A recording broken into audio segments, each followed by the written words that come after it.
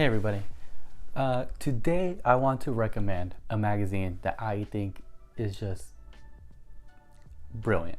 Like, it is some great quality writing, and I always go back to their magazine and read it pretty frequently. But before I go on to recommend it, I have to say, if you lean more towards the right, you're probably not going to enjoy this magazine. So if you're not willing to like really explore that other side, then this video is probably not for you. But if you're someone like me who leans towards the left,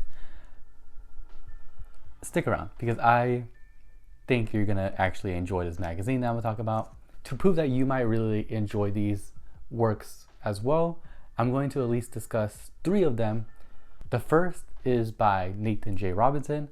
It's called The Intellectual We Deserve. One thing that's kind of funny about this article is immediately that it's kind of misleading. It kind of seems like he's going to argue that we should like Jordan Peterson, like that he is the intellectual that we deserve. That's not what he's saying now. On the contrary, he thinks that Jordan Peterson is, I'm being kind of reductive here, but basically just not as smart as people think he is. Like one thing, and this was like I think the greatest point that he made throughout the essay, is that he says, Nathan G. Robinson, he says that one thing that Jordan Peterson does a lot is just use a lot of verbiage to cover up the fact that he's not saying anything. Like, it's so fascinating to think about just because it's kind of true.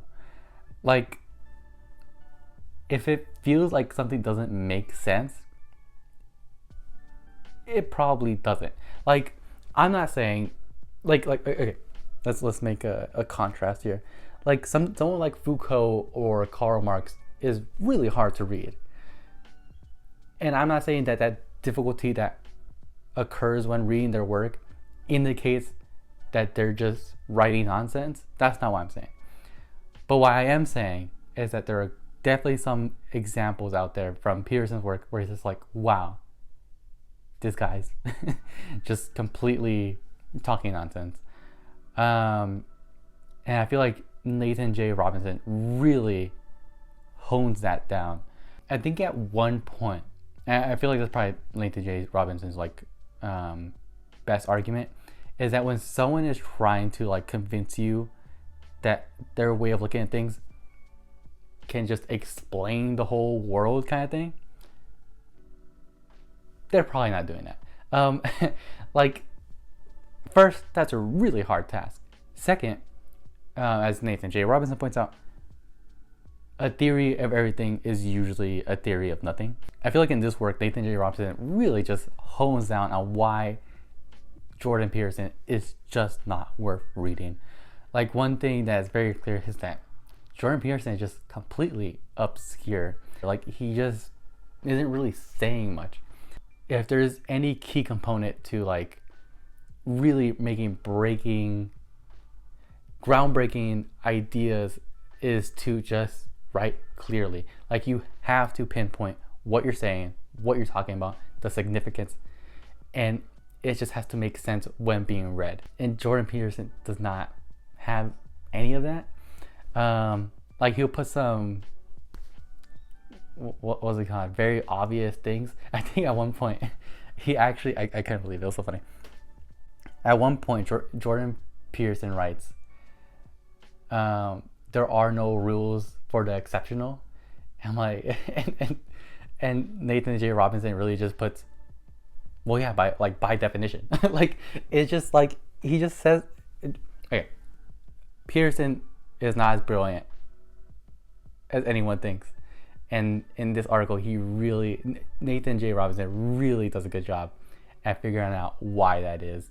And it is such a fun read. And another one that I really liked was by, I don't know how to say his author's name. I think for like a nickname is Vinny. He has a work called Why You Hate Your Job. And I absolutely, I love reading this one for one main reason, and that is that I feel like it goes against the cultural logic that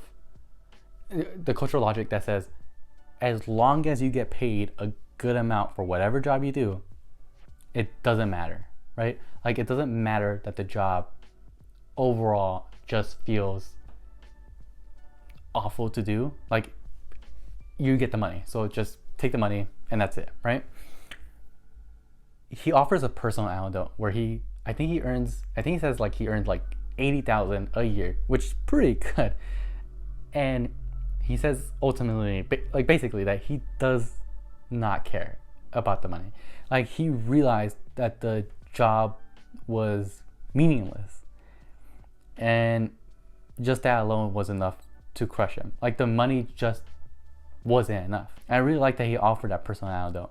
Like something about it, like when it comes to like not even just cultural logics, like just how Republicans talk about things specifically, like they seem to see money as like the prevailing thing, like the only thing that matters, and it's always so frustrating. So this essay really does a good job at counteracting that. Like a lot of people are actually aligned to that sort of thinking that he has, where it's like, look, I could get a lot of money for this, but if it's not something that I care about, if it's not something where I see like it adds value to the world in any way, then the money isn't enough. And easily, such a fascinating essay. And a third one that I really liked was by Malcolm Lloyd. It's called Everyday Violence Against Children. Now, honestly, it's a really hard read. Basically, what he's talking about is just how often children are getting arrested for like the pettiest thing and are being completely mistreated. Like there is to a point where it's like it is just grotesque, right? Like inhumane, probably the worst things that you could even think about. Like one example that he gave that I thought was really fascinating was this one kid who was raped by his cousin, and then he committed a crime later on, and none of the trauma that could be assessed within that situation contributed to anything at all. Like they still treated him like a complete villain, you know, and they didn't give him the help that he needed, and they just overall didn't seem to care about him. And it's just very upsetting to read about, but it's also such a quality reading because it gives you that urgency, or it's like something has to happen because it's very clear that it is just wrong. And Malcolm does a great job of like really dissecting that. Like specifically, he focuses on like, well, how come they're not getting treatment, right? Like that's such a obvious thing. Like I know most people, I can't believe I'm saying this, but most people will actually think over these traumatic events and say, oh, it's not that big of a deal. That's just not true. Like the thing is, these moments are so traumatic that they are almost impossible to actually comprehend, and then you have to really have experienced it to know what it is, right? And I think that's kind of happening here, where it's like people are kind of downplaying a rape in this scenario. It's just so odd. Or in any of these cases, like they're going through so much, these kids, and when they commit a crime, any leniency or humanity that they deserve is just completely overlooked. And I'm glad that, you know, Current Affairs publish work like this, just because it is important to know about. Overall, I mean, to be honest, all of these works just have a lot of quality to them, and I will always go back to them, and that's why I recommend them. Like I'm pretty sure at least one of the essays that I talked about probably got your interest, and if they didn't, at least look through it, because they have so many articles so often. I know they had one about Bitcoin, which is really funny to me because I think it was Nathan J. Robinson where he like breaks it down. They have one about like infrastructure. They have one about climate change. I think they have. I think they started more about Bitcoin because that's like a whole controversy right now. I think at one point they have one talking against fast food and how it relates to like capitalism. Like they have some great stuff to read, and I strongly recommend it. Easily one of my favorite magazines online. I hope by now you're actually interested to look through it. I'm gonna provide a link below to the essays that I talked about, but to the magazine itself. And yeah, just go ahead, give it a try. You know, I definitely think it's worth reading. I read it all the time. But yeah, that's all I have to say. Have a good one.